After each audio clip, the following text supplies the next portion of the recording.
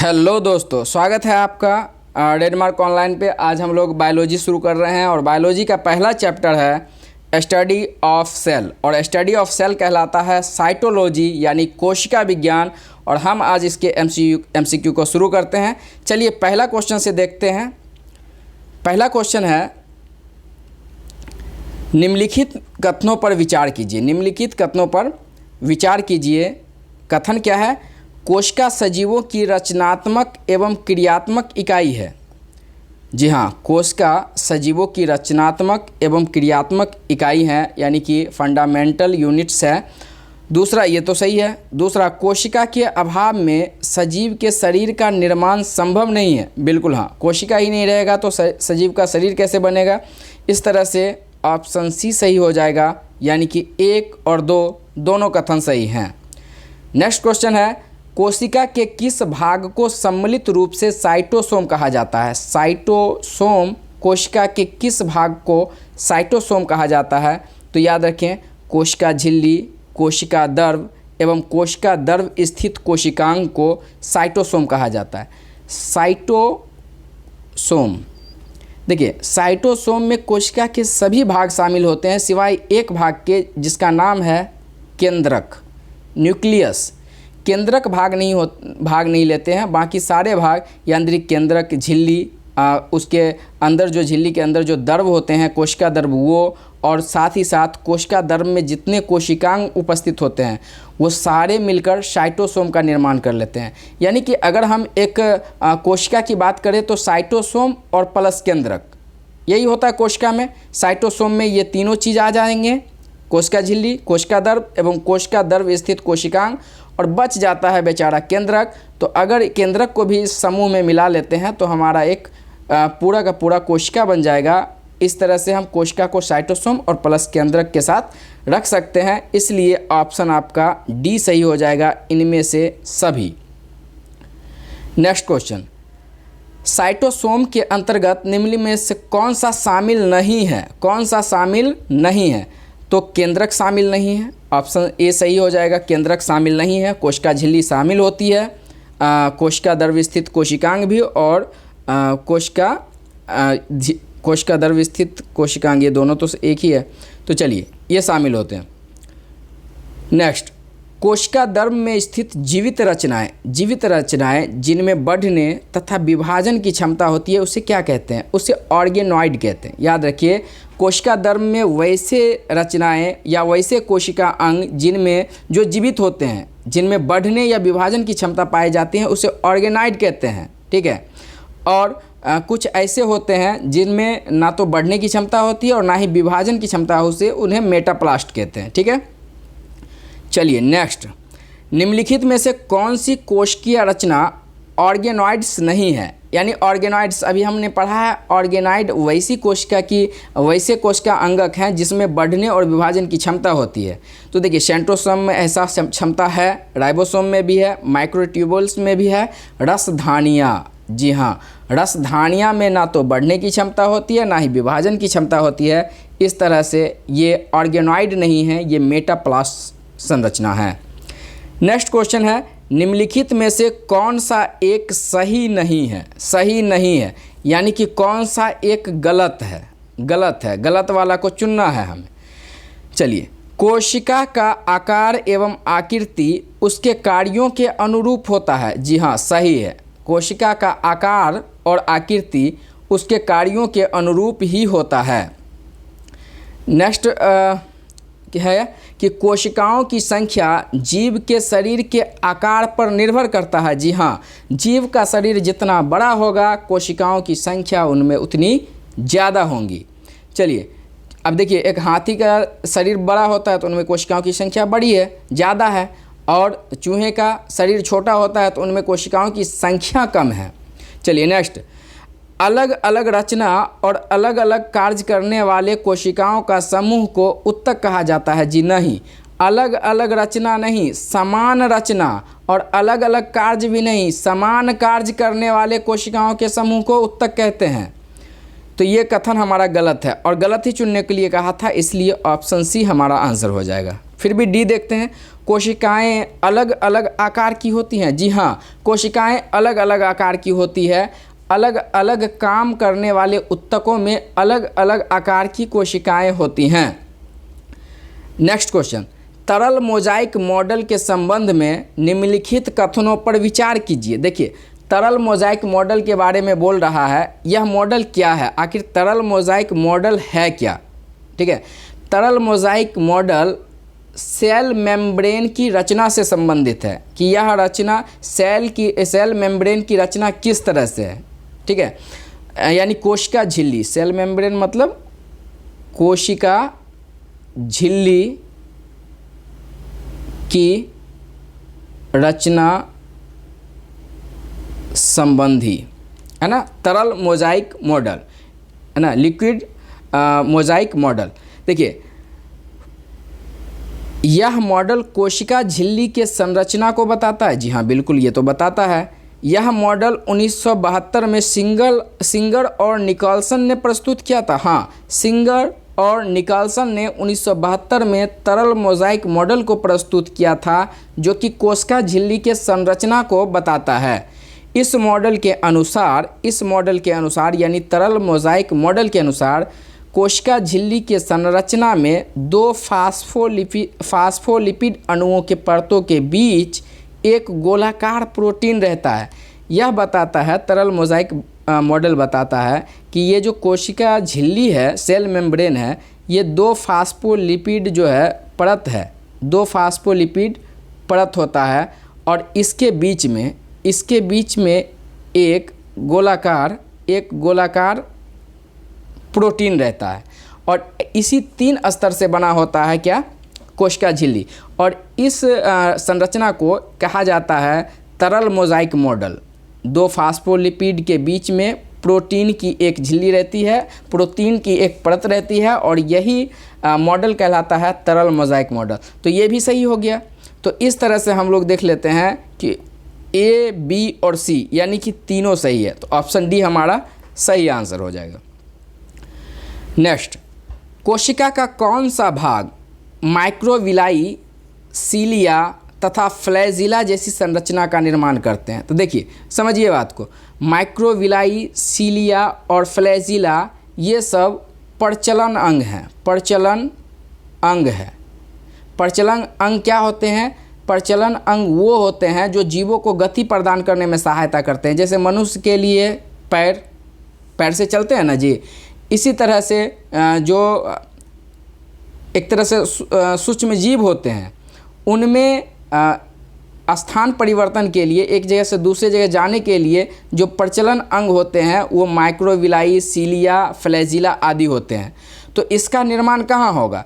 एक कोशिका को हम लोग देखते हैं तो कोशिका में सबसे ऊपरी की परत को हम लोग कहते हैं सेल मेम्ब्रेन, कोशिका झिल्ली। तो कोशिका झिल्ली में ही होगा। अगर हम पादप कोशिका की बात करें तो कोशिका झिल्ली के ऊपर जो है सो एक और परत रहती है और इसको हम लोग जो है बोलते हैं कोशिका भित्ति। और कोशिका भित्ति जो है सो जीवित संरचना है नहीं, तो ये जीवित संरचना में ही प्रचलन अंग पाए जाएंगे। तो ये सब पाए जाते हैं कोशिका झिल्ली में। माइक्रोविलाई, सीलिया तथा फ्लैजिला जैसी संरचना का निर्माण कौन करेगी? कोशिका झिल्ली करेगी। और ये सब क्या है? प्रचलन अंग है। चलिए नेक्स्ट क्वेश्चन देखते हैं। परासरण की क्रिया किसके द्वारा संपन्न होती है? कोशिका झिल्ली के द्वारा परासरण और विसरण की प्रक्रिया जो है प्रारंभ होती है। ठीक है, इसमें कोशिका भित्ति नहीं होगी, याद रखें कोशिका झिल्ली होगी। नेक्स्ट क्वेश्चन, कोशिका अंगक राइबोसोम के संबंध में कौन सा एक सही नहीं है? राइबोसोम की बात कर रहे हैं हम। देखिए, ए में है राइबोसोम 2 प्रकार के होते हैं, 70S तथा 80S। जी हाँ, 70S हम लोग जानते हैं प्रोकैरियोटिक कोशिकाओं में होता है और 80S यूकैरियोटिक कोशिकाओं में पाया जाता है। ठीक है, तो ये तो 2 प्रकार के होते हैं, ये सही है। 70S राइबोसोम प्रोकैरियोटिक में होते हैं तथा इसके 2 सब यूनिट होते हैं, 30S तथा 50S, ये भी सही है। नेक्स्ट देखिए, सी में क्या कह रहा है? 80S राइबोसोम यूकैरियोटिक में होते हैं तथा इसके भी 2 सब यूनिट होते हैं, 40S एवं 60S। चलिए, ये भी सही है। राइबोसोम प्रोटीन तथा लिपिड की बनी होती है, यही गलत है। राइबोसोम प्रोटीन और लिपिड की नहीं बनी होती है, राइबोसोम बनी होती है प्रोटीन एवं आरएनए का, वो भी mRNA का, है ना, मैसेंजर आरएनए का बना होता है। तो राइबोसोम प्रोटीन तथा लिपिड के बने होते हैं, ये गलत है। सही होगा प्रोटीन और mRNA से बने होते हैं राइबोसोम। चलिए नेक्स्ट क्वेश्चन है, प्रोकैरियोटिक कोशिका में माइटोकॉन्ड्रिया के सदृश कौन सी रचना पाई जाती है जो श्वसन तथा कोशिका विभाजन का काम करता है। देखिए कहता है कि माइटोकॉन्ड्रिया के प्रोकैरियोटिक कोशिका, यूकैरियोटिक कोशिका में माइटोकॉन्ड्रिया पाया जाता है जो श्वसन का काम करता है। श्वसन के काम के लिए माइटोकॉन्ड्रिया का काम करता है, जहां एटीपी का निर्माण होता है हमारे कोशिकाओं में। लेकिन प्रोकैरियोटिक कोशिकाओं में 70S राइबोसोम के अलावा और क्या बोलते हैं डीएनए के अलावा और कुछ नहीं रहता है, तो उसमें माइटोकॉन्ड्रिया तो रहते ही नहीं है। तो उसमें श्वसन का काम कौन करेगा? तो उसमें श्वसन का काम करने के लिए एक कोशिका अंगक उपस्थित होता है जिसको बोलते हैं परऑक्सीसोम। प्रोकैरियोटिक कोशिकाओं में श्वसन के लिए, है ना, और कोशिका विभाजन के लिए परऑक्सीसोम नामक संरचना पाए जाते हैं माइटोकॉन्ड्रिया के स्थान पर, क्योंकि माइटोकॉन्ड्रिया प्रोकैरियोटिक कोशिका में नहीं होते हैं, यह केवल यूकैरियोटिक कोशिका में पाए जाते हैं। चलिए नेक्स्ट क्वेश्चन देखते हैं, कोशिका के अंदर ग्लाइकोलिपिड व ग्लाइकोप्रोटीन का निर्माण कौन करेगा? तो नाम से ही संबंधित है। ग्लाइकोलिपिड और ग्लाइकोप्रोटीन का निर्माण गोल्जी काय के द्वारा किया जाता है। गोल्जी काय या गोल्जी बॉडी के द्वारा किया जाता है। कोशिका के अंदर ग्लाइकोलिपिड एवं ग्लाइकोप्रोटीन का निर्माण गोल्जी काय के द्वारा किया जाता है। नेक्स्ट देखिए, निम्नलिखित में कौन सी कोशिकीय संरचना कोशिकीय परिवहन तंत्र का निर्माण करती है, ट्रांसपोर्ट सिस्टम का, ठीक है, तथा केंद्रक से कोशिका द्रव में आनुवांशिक पदार्थों को ले जाने का पथ बनाती है। जी देखिए, ये कोशिका है, बीच में केंद्रक है और केंद्रक से कोशिका द्रव में आनुवांशिक पदार्थ को ले जाने का काम कर रही है, और यह काम करेगी अंतःप्रद्रवी जालिका, एंडोप्लाज्मिक रेटिकुलम, ठीक है, इसको शॉर्ट में ER कहा जाता है, एंडोप्लाज्मिक रेटिकुलम। एंडोप्लाज्मिक रेटिकुलम एक जाल जैसी संरचना, मुड़े हुए स्प्रिंग की भांति जाल जैसी संरचना रहती है, और ये कोशिका द्रव में मुक्त रूप से भी रहती है, और कहीं कहीं पर ये केंद्रक से जुड़ी हुई रहती है, और तो कहीं कहीं पर ये कोशिका झिल्ली से भी जुड़ी हुई रहती है, और यह एक तरह से ट्रांसपोर्टिंग का काम करती है, क्योंकि हम लोग जानते हैं कि इसी पर जो है सो प्रोटीन राइबोसोम उपस्थित होते हैं, राइबोसोम के कण उपस्थित रहते हैं, और ये प्रोटीन का निर्माण करते हैं। तो मुख्य रूप से प्रोटीन का परिवहन तो ये करते ही है, साथ ही में जो ये यहाँ से जुड़े हुए हैं, केंद्रक से जुड़े हुए हैं एंडोप्लाज्मिक रेटिकुलम, ये आनुवांशिक पदार्थों को कोशिका द्रव में लाने का काम करता है। साथ ही साथ हम देखते हैं कि कुछ ये जो है एंडोप्लाज्मिक रेटिकुलम, ये 2 प्रकार के होते हैं, एक चिकनी और दूसरा खुरदुरी। और हम लोग जानते हैं कि खुरदुरी एंडोप्लाज्मिक रेटिकुलम जो होता है, यानी रफ एंडोप्लाज्मिक रेटिकुलम जो होता है, वो राइबोसोम की उपस्थिति के कारण होता है, और यहाँ से प्रोटीन का निर्माण होता है रफ एंडोप्लाज्मिक रेटिकुलम से। वहीं जो चिकनी है, चिकनी एंडोप्लाज्मिक रेटिकुलम यानी स्मूथ एंडोप्लाज्मिक रेटिकुलम, यहाँ से हार्मोन स्टेरॉइड जैसे चीज़ों का निर्माण होता है, ठीक है। तो हम लोग का आंसर यहाँ मिल गया कि आनुवांशिक पदार्थों को ले जाने का पथ बनाती है कोशिका द्रव में केंद्रक से, और वो है अंतःप्रद्रवी जालिका। नेक्स्ट, निम्नलिखित कथनों पर विचार कीजिए। क्या है कथन भाई? चिकनी अंतःप्रद्रवी जालिका प्रोटीन के संश्लेषण तथा स्रवण में भाग लेती हैं? नहीं, अभी मैंने बताया कि चिकनी अंतःप्रद्रवी जालिका क्या करता है भाई? स्टेरॉइड तथा लिपिड जैसे चीज़ों का निर्माण करता है, तो ये गलत हो गया। दूसरा, खुरदुरी अंतःप्रद्रवी जालिका लिपिड तथा स्टेरॉइड का संश्लेषण में सहायता करता नहीं, ये भी गलत, दोनों उल्टा कथन दे दिया है, और इसलिए दोनों कथन गलत है। तो कह रहा है कि कौन सा कथन सही है? तो ना तो 1 और ना ही 2, दोनों कथन गलत है। चलिए नेक्स्ट देखते हैं, कोशिका का अचल संपत्ति किसे कहा जाता है? कोशिका का अचल संपत्ति कहा जाता है न्यूक्लिक अम्ल को, न्यूक्लिक एसिड को कोशिका का अचल संपत्ति कहा जाता है। नेक्स्ट क्वेश्चन है, निम्नलिखित कथनों पर विचार कीजिए। कथन है, माइटोकॉन्ड्रिया कोशिका में पाए जाने वाले सबसे बड़े अंगक होते हैं। जी हाँ, ठीक है, जंतु कोशिका में। हरित लवक को कोशिका का रसोई घर कहा जाता है। ठीक है, ये कथन सही है। गोल्जी काय को कोशिका के अणुओं का ट्रैफिक कंट्रोलर कहा जाता है। ये भी कथन सही है। तो अगर हम लोग देख लें 16 का, तो 16 का हो जाएगा बी, यानी कि 2 और 3 सही है। देखिए, इसमें माइटोकॉन्ड्रिया में ये स्पष्ट नहीं किया है, इसमें सीधा लिख दिया है कि माइटोकॉन्ड्रिया कोशिका में पाए जाने वाले सबसे बड़े अंगक हैं। कौन सा कोशिका, ये स्पष्ट नहीं किया। देखिए, माइटोकॉन्ड्रिया सबसे बड़े अंगक तो हैं, लेकिन जंतु कोशिका में अगर जंतु कोशिका अगर दे देता तो ये तीनों कथन सही हो जाता, लेकिन ये जंतु कोशिका नहीं दिया है, तो हम पादप कोशिका को भी इसमें सम्मिलित करते हैं। सारे कोशिकाओं को सम्मिलित करेंगे ना, तो सबसे बड़ा अंगक पादप कोशिका में होता है और वो लवक होता है। क्या होता है? लवक सबसे बड़ा, यानी प्लास्टिड सबसे बड़ा कोशिका अंगक होता है। अगर दे देता यहाँ पे लवक कोशिका में पाए जाने वाले सबसे बड़े अंगक होते हैं तो मार देते, क्योंकि वो जंतु कोशिका के माइटोकॉन्ड्रिया से भी बड़ा होता है।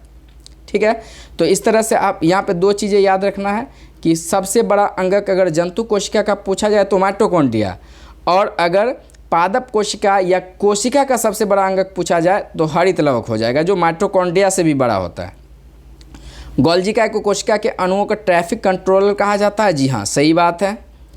17 नंबर क्वेश्चन देखिए, निम्नलिखित कथनों पर विचार कीजिए। डीएनए को आनुवांशिक पदार्थ कहा जाता है। हाँ, सही है, डीएनए को आनुवांशिक पदार्थ कहा जाता है, यानी कि पेरेंट्स से जो उनके जनन में या जो नए रिप्रोडक्शन होते हैं उनमें जो गुणों का स्थानांतरण होता है वो डीएनए के द्वारा होता है। और डीएनए की जो इकाई होता है, यानी जीन को आनुवांशिक इकाई कहा जाता है। ये भी सही है, यानी डीएनए का इकाई को जो होता है उसे जीन कहा जाता है, और इसी जीन से जो है आनुवांशिक पदार्थों का एक पीढ़ी से दूसरे पीढ़ी में स्थानांतरण होता है। विचार करने के लिए कहा है। दोनों कथन सही है। देखते हैं आंसर क्या दे रखा है। उपयुक्त में से कौन सा कथन सही है? तो दोनों कथन सही है ना, 1 और 2 दोनों।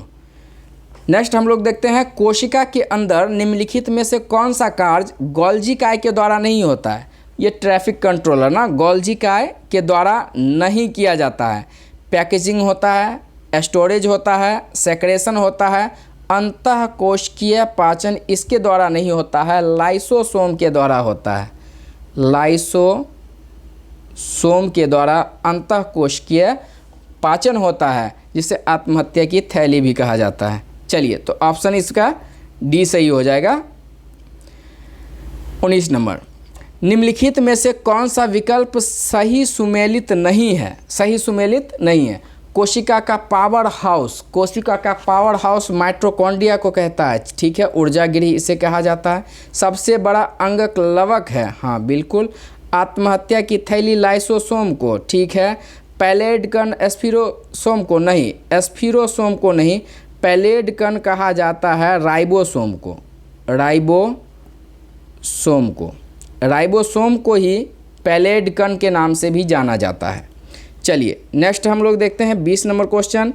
निम्नलिखित में से कौन सा अर्धस्वायत्त कोशिकांग है? अर्धस्वायत्त कोशिकांग हरित लवक और माइटोकॉन्ड्रिया दोनों है, तो ऑप्शन हो जाएगा सी। अर्धस्वायत्त कोशिकांग इसलिए कहता है कि इन दोनों को अपना डीएनए होता है। माइटोकॉन्ड्रिया के अलावा इन कोशिकांग में अपना डीएनए होता है, खुद का डीएनए होता है, इसलिए इसे अर्धस्वायत्त कोशिकांग के रूप में जाना जाता है। 21 नंबर क्वेश्चन देखिए, प्रोकैरियोटिक कोशिका में किस कोशिका अंगक का अभाव रहता है? तो हमने बताया है अभी कि उसमें डीएनए और राइबोसोम रहता है, तो गोल्जी काय तो नहीं रहता है। ठीक है, माइटोकॉन्ड्रिया नहीं रहता है, हरित लवक नहीं रहता है, अंतःप्रद्रवी जालिका नहीं रहता है। यानी डीएनए रहता है, और क्या पूछ रहा है कि अभाव रहता है, यानी कौन सा नहीं रहता है? तो 1, 2, 3 और 4 ये चारों नहीं रहता है, डीएनए रहता है। और राइबोसोम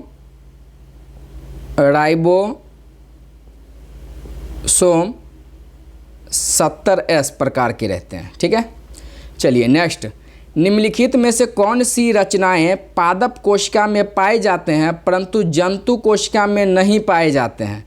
तो देखिए, लवक, कोशिका भित्ति और बड़ी ऋतिका ये तीनों कोशिकांग ऐसे हैं जो पादप कोशिका में ही पाए जाते हैं, जंतु कोशिका में नहीं पाए जाते हैं। ठीक है, चलिए नेक्स्ट क्वेश्चन है, निम्नलिखित में से कौन सी रचना जंतु कोशिका में पाए जाते हैं परंतु पौधे की कोशिका में नहीं पाए जाते हैं? चलिए ये भी क्वेश्चन आ गया।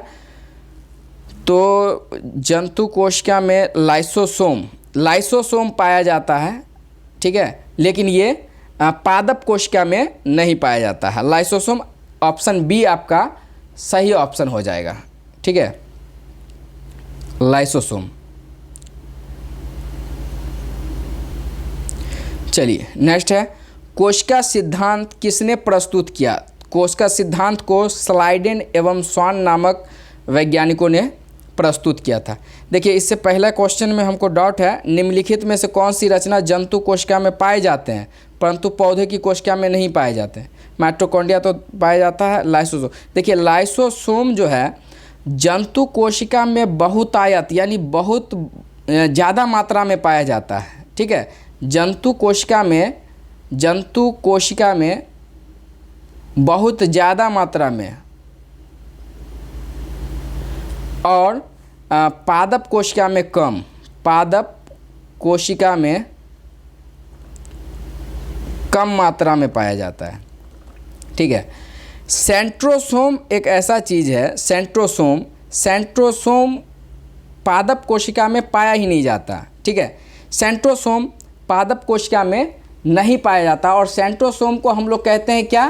तारक काय कहते हैं इसको, तारक काय यानी सेंट्रोसोम कहा जाता है, तारक काय। ये जो है सो नहीं पाया जाता है किसमें? पादप कोशिका में। तारक काय पादप कोशिका में नहीं पाया जाता है, सेंट्रोसोम। देखिए, क्वेश्चन पूछा गया है कि सेंट्रियोल किसमें अनुपस्थित रहता है या होता है? तो ऑप्शन अगर दे दे, पादप, जंतु और इस तरह के और 2 ऑप्शन, तो ऑप्शन सही हो जाएगा पादप। देखिए, सेंट्रियोल संरचना जो है वो सेंट्रोसोम का भाग। और चूंकि सेंट्रोसोम पादप कोशिका में होता ही नहीं है तो सेंट्रियोल नामक संरचना तो पादप कोशिका में नहीं होगा। ठीक है, तो इसलिए ये क्वेश्चन पूछा गया था कि सेंट्रियोल किसमें अनुपस्थित होता है? तो सेंट्रियोल पादप कोशिका में अनुपस्थित होता है, क्योंकि सेंट्रियोल जो भाग है वो सेंट्रोसोम का भाग है, तारक काय का भाग है। और तारक काय जो होता है, सेंट्रोसोम जो है, वो पादप कोशिका में बिल्कुल नहीं पाया जाता है। यह केवल और केवल जंतु कोशिका में पाया जाता है। तो ठीक है, तो ये आपका जो आंसर है कि कौन सी रचना जंतु कोशिका में पाए जाते हैं परंतु पौधे की कोशिका में नहीं पाए जाते हैं, तो सेंट्रोसोम आपका सही आंसर हो जाएगा। नेक्स्ट, कोशिका सिद्धांत के अनुसार कोशिका विभाजन में मुख्य सृष्टिकर्ता या मुख्य क्रिएटर की भूमिका को कौन निभाता है? तो देखिए, सेंट्रोसोम तो नहीं होगा आंसर आपका, सेंट्रोसोम नहीं होगा। केंद्रक है। केंद्रक मुख्य अभिकर्ता के रूप में काम करता है जब कोशिका विभाजन होता है, और इस तरह से हमारा न्यूक्लियस या केंद्रक सही आंसर हो जाता है। चलिए, आज हम लोग 25 क्वेश्चन पे ही रहने देते हैं, नेक्स्ट सेशन में हम इसको आगे बढ़ाएंगे। और आपको अगर समझ में आ रहा हो और मैं जो बता रहा हूँ अगर वो पसंद आ रहा हो तो आप लाइक, शेयर और सब्सक्राइब करें। आप सब्सक्राइब नहीं करते हैं, ठीक है, वो करें। चलिए ठीक है, मिलते हैं नेक्स्ट सेशन में।